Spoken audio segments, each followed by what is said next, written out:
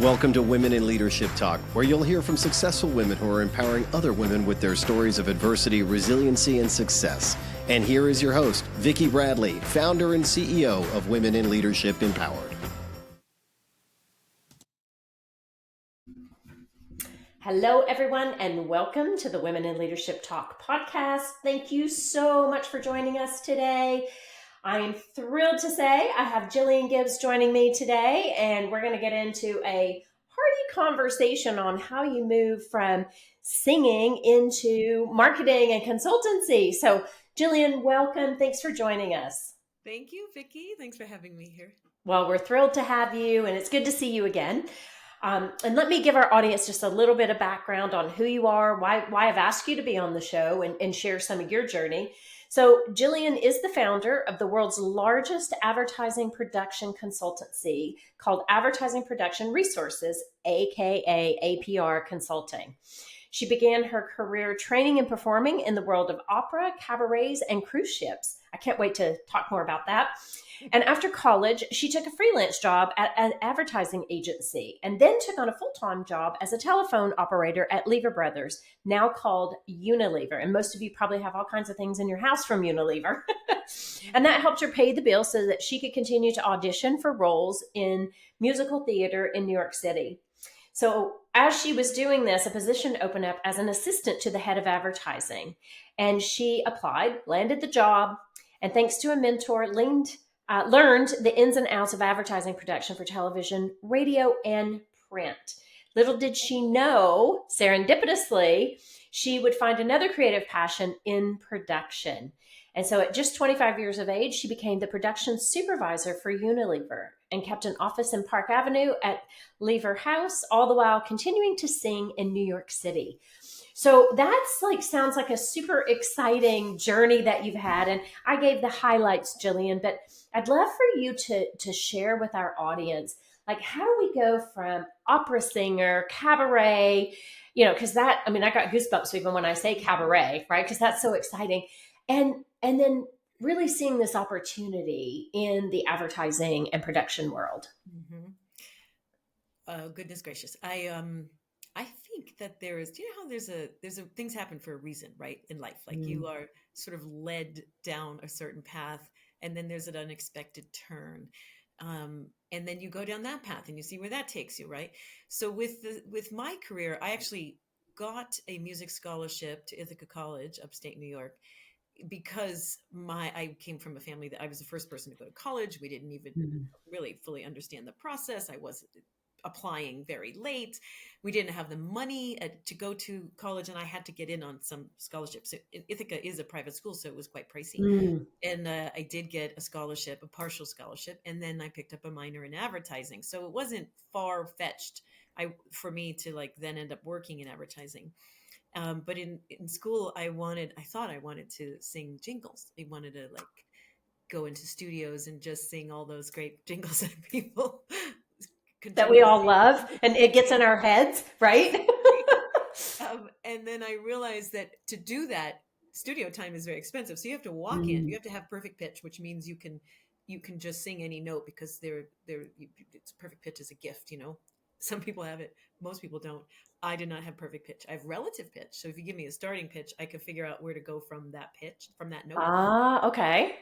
But anyway, I realized I wasn't going to be able to read music fast enough in those studios. So I thought, okay, singing jingles is maybe not my career, but I do love advertising and production of musicals, production of operas, being behind the scenes, being on stage, really all of that. It taught me so much, which actually now in hindsight, when I look back, that theater training, that opera training, being on stage really helped me in so many ways to be the leader that I am today.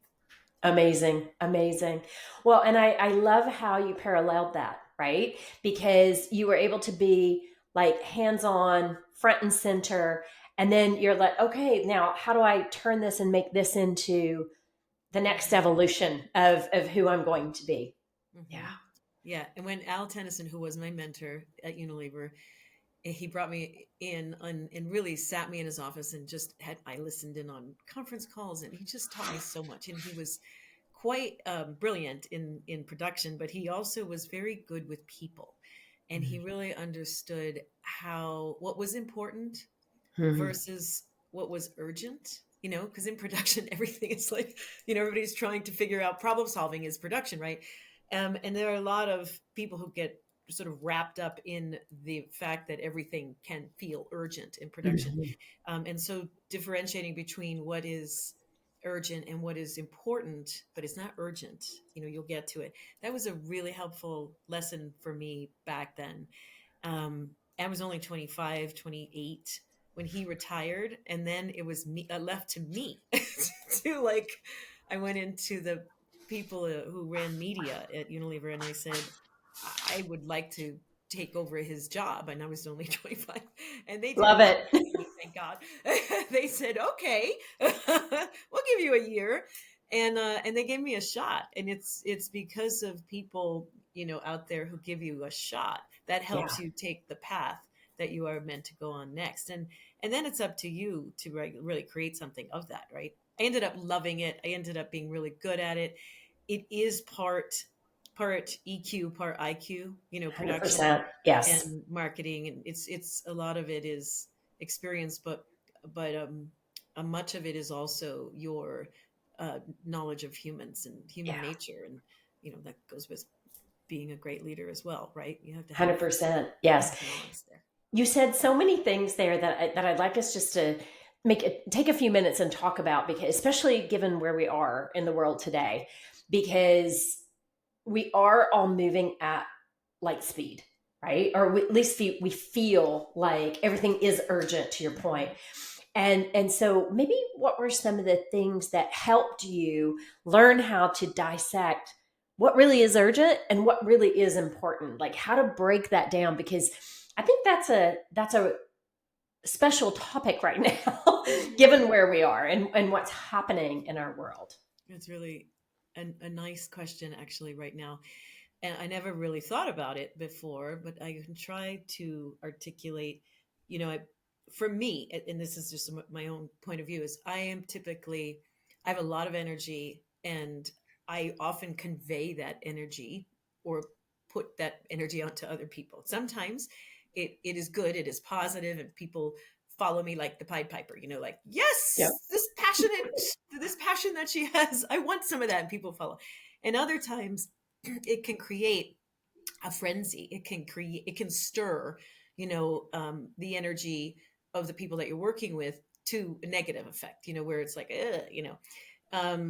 and I think what I realized in terms of what tools do I use to figure that out is when, as we get older and more experienced, we Mm. know that the pause is as important as the do, Yeah. right?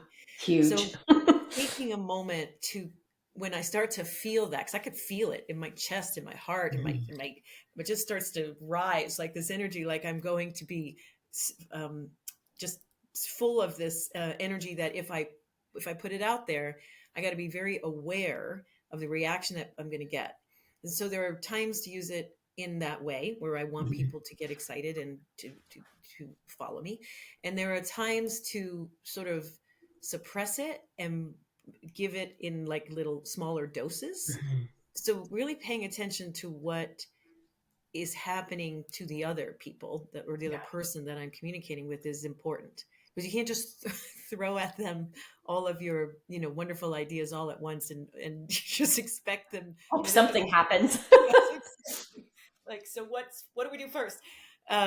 So, I mean, that over time made me realize that this saying that what is important isn't always urgent Yeah. gives us the pause that we really need to decide, well, how we're going to approach solving for this Yeah. important issue, and when is the Love best that. time to approach it.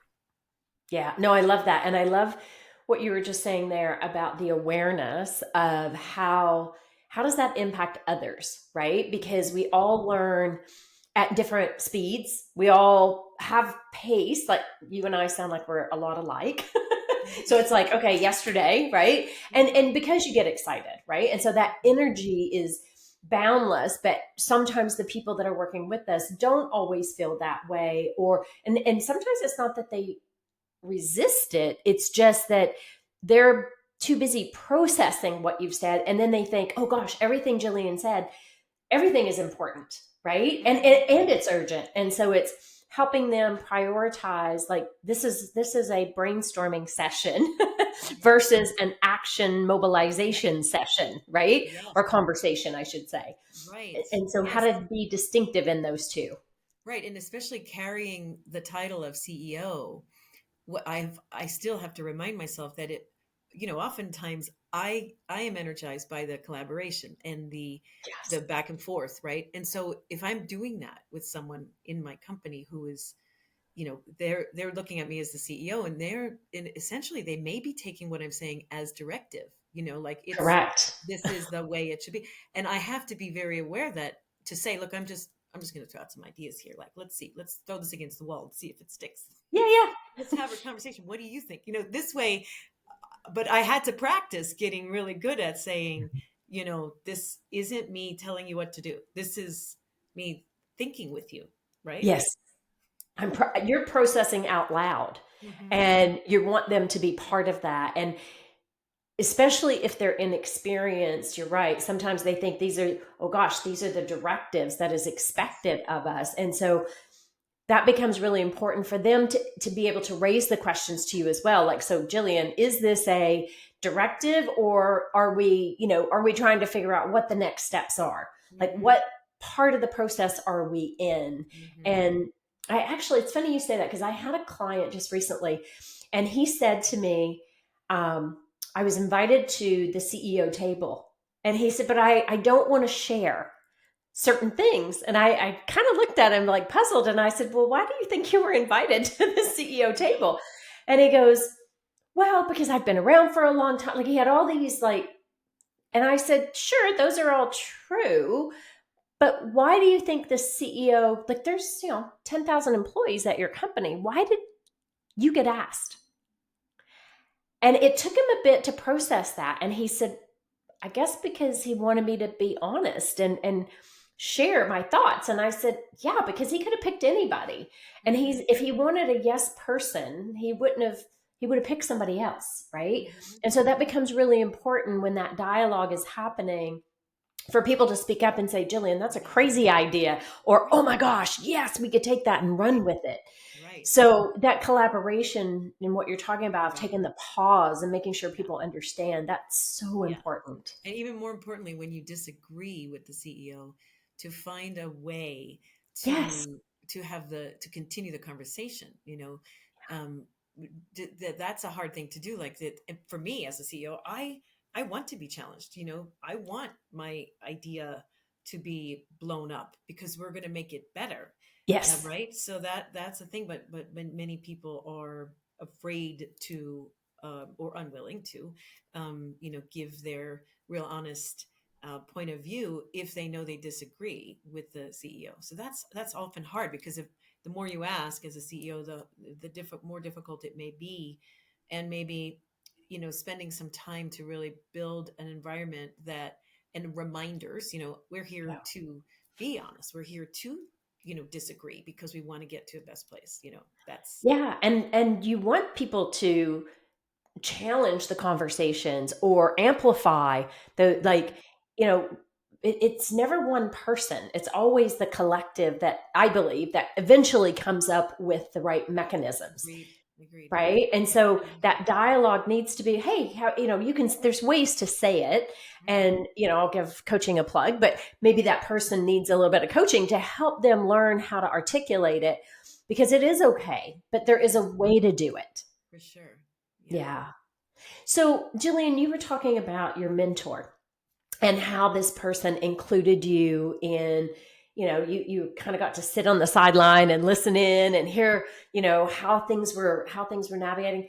I think that's such an important aspect as well, because, and the fact that you put your hand up and you said, pick me, right? Those are two, I think, super important skills to learn, especially at our early days in a career.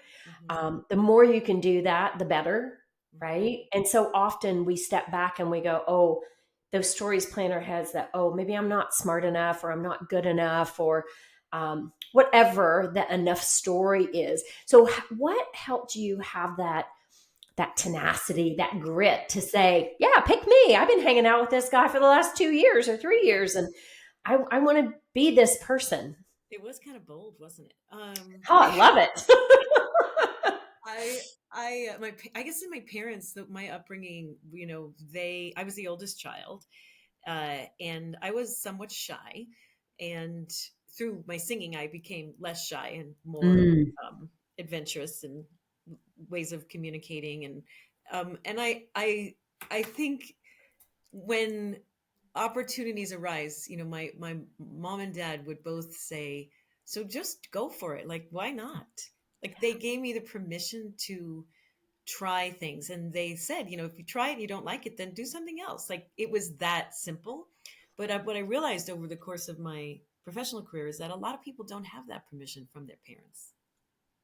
They either have a predefined notion of what their child should be doing, right? Like Mm. becoming an accountant or a lawyer or a doctor or teacher or whatever. Or there's just like I went to music school. A lot of people a lot of parents might have said, music school, what are you gonna do with that? you know It's true. No, you're right. You're 100%. We're paying how much money for you to go to university? I mean, you got scholarship, thankfully. Right.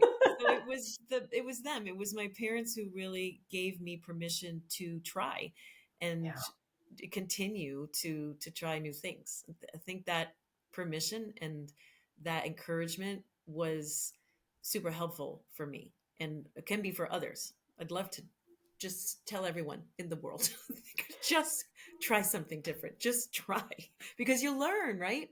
You learn about yourself. 100%.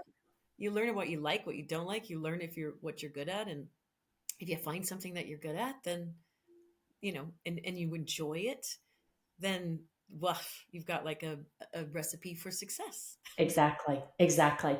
Well, and I think what you just highlighted there is super important because when you talked about like if you didn't like it, just change it, right? And sometimes we get into this fixed mindset or mind space where we go, oh, but if I do that, I can never not do that. And it's like, that's the most ridiculous thing ever, especially in today's world, because there is so much opportunity and things change so fast. And Yeah. you, to your point, you might have gone to school thinking one thing, and then but it wasn't a waste. It was something you loved.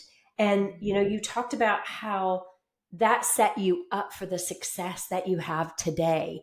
So I think that's the powerful thing about a growth mindset too, is that instead of, I mean, you could have easily said, oh, I went to music school, I didn't have the right pitch, so now I'm not a success. Right. But that's not what you did.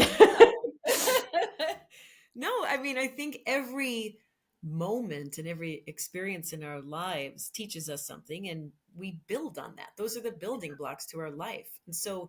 And it really is how you frame it up, right? It's a positive thing if you say, well, okay, that didn't work, but I learned something there, and I'm going to do something different to see how that works. I mean, I think it's really important for us to know that those things are moments that those teaching moments are things that are informing us. Yeah. Those are experiences that we can build upon. And there like things that I didn't expect, that now when I look back to my time performing, and I still perform, by the way, like I sang at my wedding. Oh, nice. Lovely. Nice for everyone. And I sing in New York and in Denver when I go to piano bars that are there. So I still try to sing as much as possible. It's just not a career. But what I learned, there were 5 things that I learned. One was stage presence, right? So how you show up. They teach you how to walk, how to stand, how to stand in an open way, so that you are receiving people and their energy. That all of those acting exercises are great for business, right? Improvisation, things, the way you listen. What listening was the other. the second thing is listening is something that when you're on stage, you have to do in order to do your part, in order to reply, right? Mm. And sometimes your reply isn't verbal, it's physical. And so you understand what body language does, to a conversation. And so the second thing is listening. So first one is stage presence, second is listening. Improvisation, like thinking on your feet, like something inevitably goes wrong in live theater. Of And course. you have to figure it out in the moment. And so that is really helpful in business, because it's something's inevitably going to go Mhm. not the way you planned.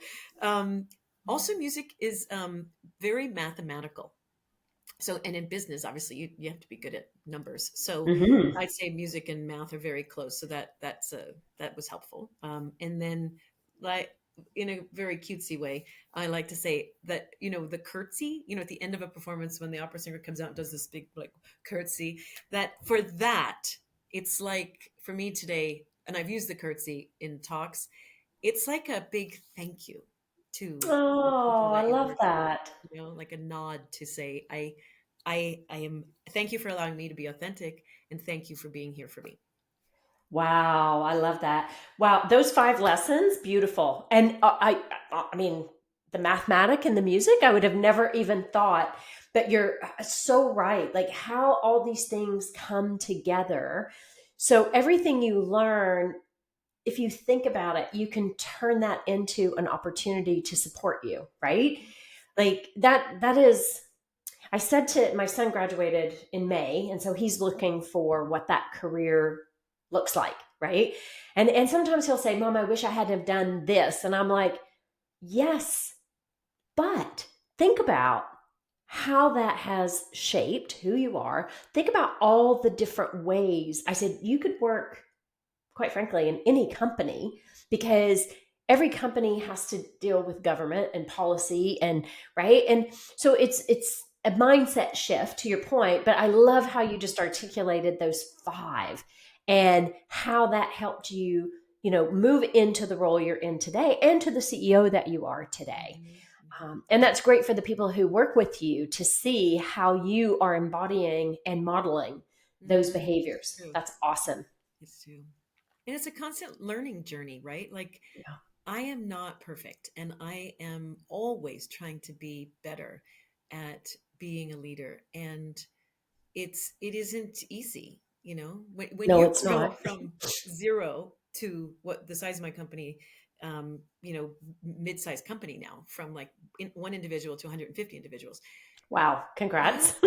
thanks. You as a CEO have to change. Like Yes. your being needs to change. You have different stages you go through different like growth spurts, Yes. and it's a real tangible thing, and it's very very hard and often very painful. And if you have people around you who recognize that a CEO isn't perfect, a CEO is also learning, a CEO needs feedback, a CEO is human, and on his or her own journey, then those people and the CEO can just really make magic together. Yeah. So true. So true. It's I remember years ago, my mentor, he said to me, he goes, "What do you want to do, Vicky?" And I basically I was like, "Well, I want your job." And he goes, "Well, be careful what you ask for because it's lonely at the top." Mm. And when he said that, I thought, well, how strange. Like, how could you be lonely, right? Because I'm all the time with you and we're strategizing, we're doing all these things.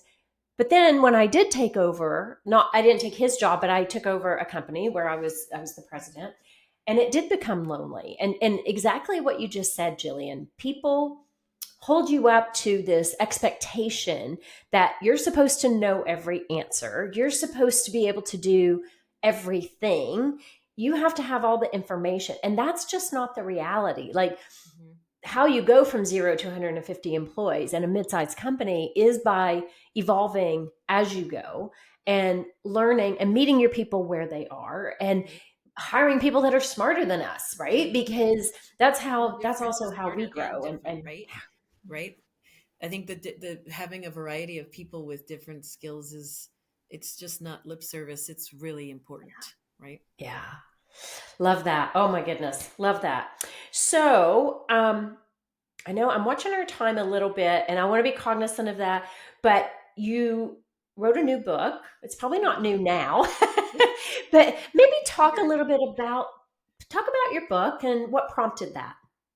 Oh, I realized, so the book is called The Marketer's Guide to Creative Production: Everything a Marketer Needs to Know About Video, Film, and Photography. And I've been teaching it for 33 years, this sort of production 101 for marketers, which helps them to really know how they can contribute effectively to the creative production process, like when they're working with a film director to shoot commercials or videos or influencer production. Now, I mean, there's so many things, documentaries. The book applies to everything. But I realized that the marketers, when they go to school for their MBAs, which is typically a typical journey for them, they don't learn about production. And now, because the content demands are so high, right? Brands need content.